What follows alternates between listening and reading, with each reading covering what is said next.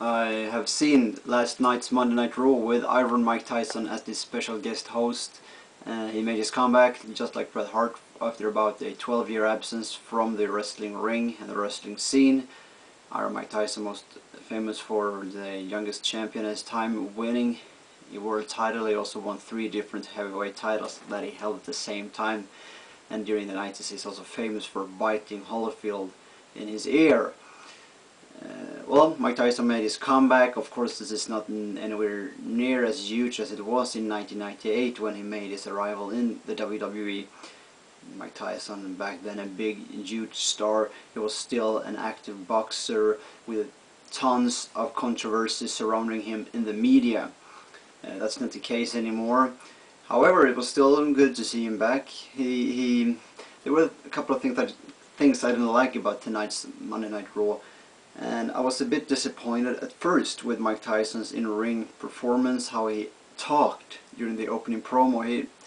This entire segment didn't feel very well coordinated. It felt like very segment-wise. It didn't feel very linear. And well, whether that only depended on Mike Tyson or whether the entire thing was poorly executed in its entirety by every guy and wrestler in the ring, I don't know, but I was a bit disappointed on that. And I also find it pretty weird the way that they decided to crown the #1 contender by the 3 wrestlers that just arrived in the ring. There wasn't really much any talks about why should John Cena, Randy Orton and Kofi Kingston be the 3 guys that wrestlers for the #1 contendership. Why? They didn't make that clear, and well, as much as I think there are possible ways for all 3 of them to actually deserve a #1 contendership match, they should have made that clear. I mean, if the case was that all you had to do was come out and enter the ring and you'd be included into the match, then, well, by God, more or less everyone could have entered and just gone into that match and vowed to enter that match as well. So that's a little bit weird to me, and also a bit weird how they built Jack Swagger as an this big talk that WWE has given up on him. Yet he has won. He defeated MVP on Superstars, but yes, and he has lost 2 times to MVP after that on Raw and Superstars as well. But the way they build him up for Royal Rumble, I think what WWE should do right now is project and focus to build more or less as many superstars up for that Royal Rumble match, like they did with Legacy tonight, with Randy Orton, with John Cena, and several other wrestlers. They should do that as well with a guy like Jack Swagger. I mean, what happened tonight was basically that he got in the ring, cut a promo, and then he was thrown over the top rope by a clown. Because that's more or less what Santino is. He's a clown in the ring, and that more or less killed Swagger off and the buzz about him as well, and it more or less made him look like a joke, and it more or less told us that he will never ever be close to winning the Royal Rumble this year. So I think that bothered me as well.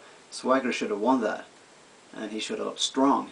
They should have built him up as well as a credible contender in the Royal Rumble match in about 3 weeks. No, they didn't do that. So that's some of the things I didn't really like. The opening segment, the way they crowned the #1 contender, it should have explained it a little more.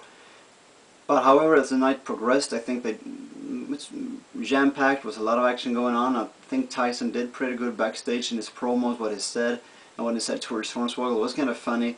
But I hope that what he said towards Hornswoggle was meant somewhat an ironic way of Tyson expressing himself, or as a joke, or simply a rib to how he used to be portrayed in media.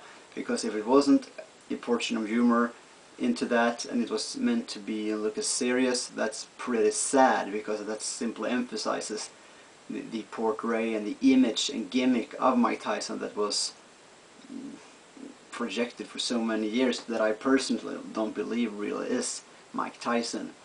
Just a media version of him, hyped up by poor managers and simply by people who want to make business on him being a monster.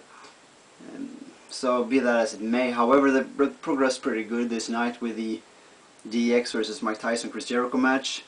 The number one contendership match, it was really well booked, very interesting action, and I must say, I'm really surprised to see Randy Orton win that match. I thought that, well, it might be John Cena, and seeing as it is Royal Rumble, and seeing as the Royal Rumble match pretty much sells the pay-per-view on a whole, and that's the match a lot of people see as their favorite pay-per-view and the favorite match of the year. They could actually have Kingston win that match and have Sheamus versus Kingston as a pay-per-view title match. So, but the one that I didn't believe was going to win the match was actually Randy Orton. Now he did that, and this makes for a very interesting situation with having John Cena facing Kofi Kingston on,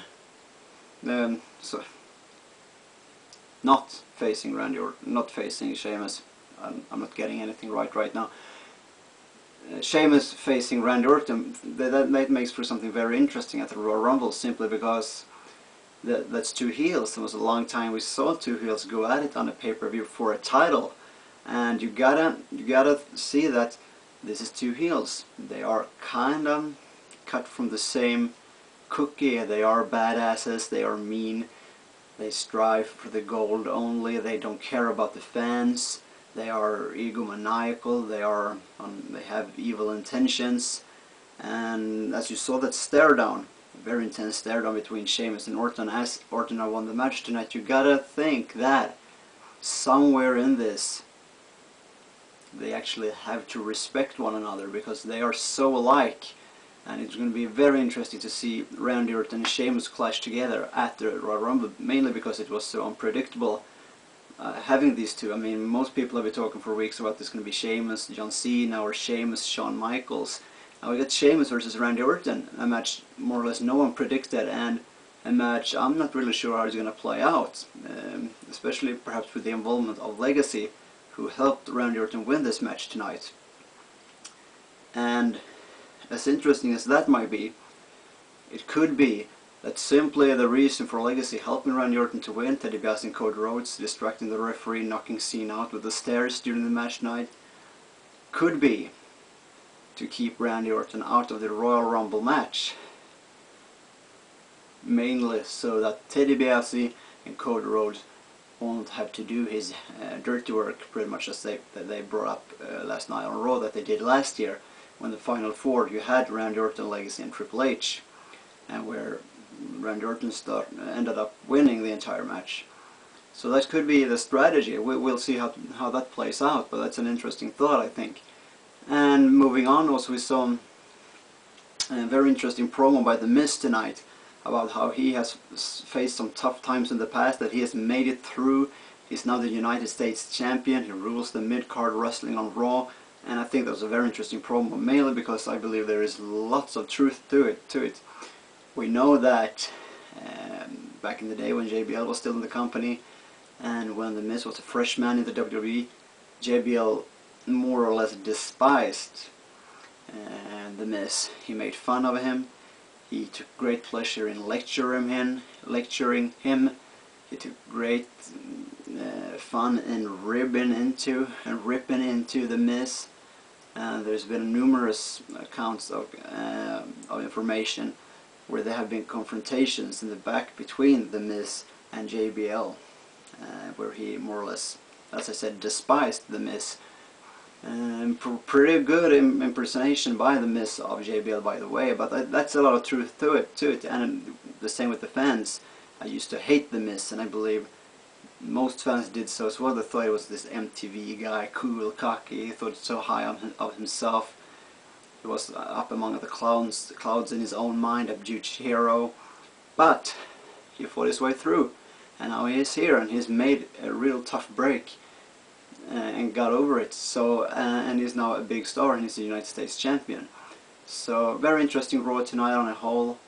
The match played out pretty well. I almost saw it coming. There was something that Shawn Michaels or Mike Tyson, Jericho said in the back that made me think that maybe, I don't remember what it was who said it, but think that maybe this time Tyson will screw someone and help DX like he did and join DX instead of departing from them. Thank you for watching and have a nice day.